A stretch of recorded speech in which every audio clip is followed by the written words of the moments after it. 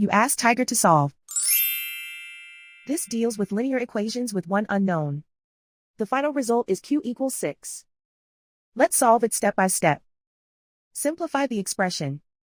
Simplify the arithmetic.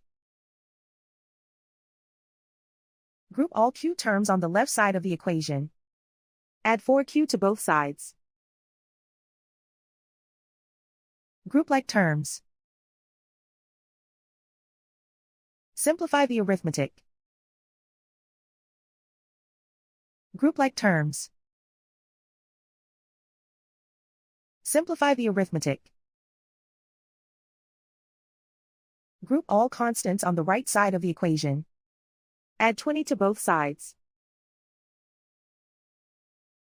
Simplify the arithmetic.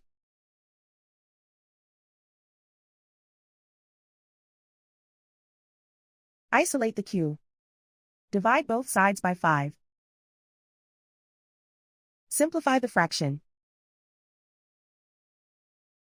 Find the greatest common factor of the numerator and denominator.